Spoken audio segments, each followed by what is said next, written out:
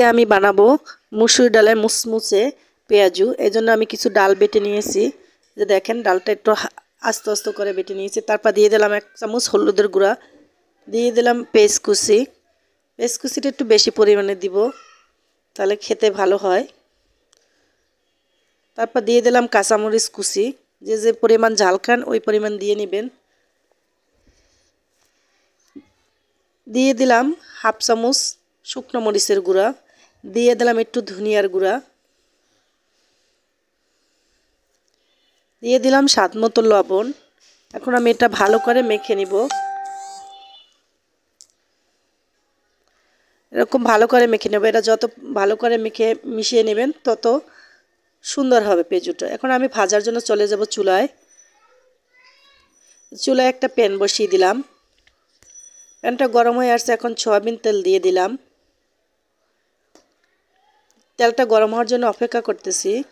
তেলটা গরম হয়ে গিয়েছে, এখন আমি পেঁয়াজুগুলো আস্তে আস্তে সুন্দর করে এরকম দিয়ে দিব। যেরকম দিয়ে দেবো আস্তে আস্তে করে, সাবধানে দিবেন যাতে তেলটা ছিটে না আসে।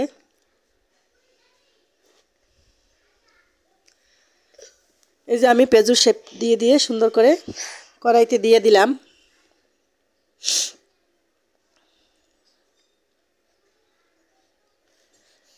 এই যে সুন্দর করে বসাই দিলাম।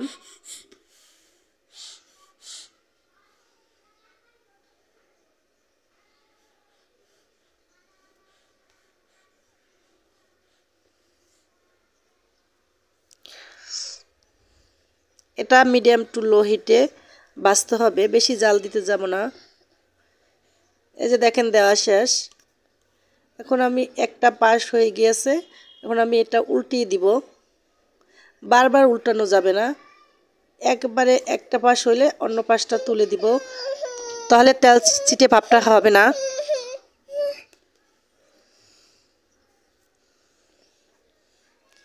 এই যে দেখেন এখন আমি উল্টি পাল্টি ভেজে নিব।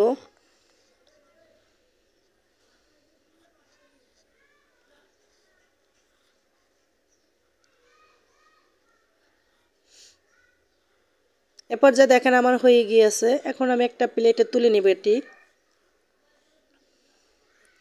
এই যে দেখুন সুন্দর একটা কালার চলে আসছে এবং পেঁয়াজুটা অনেক মুচমুচে হয়েছে। কাছ থেকে না দেখলে বুঝতে পারবেন এটা কত ক্রিস্পি হয়েছে। মুসুর ডালের পেঁয়াজুটা খেতেও অনেক মজা হয়। এটা সন্ধ্যার একটা নাস্তা রেডি করে নিলাম। এই যে দেখেন আমি সবগুলো বড়া তুলে নিলাম।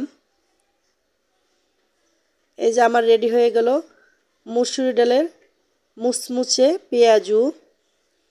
এগুলো খেতে ভীষণ মজা।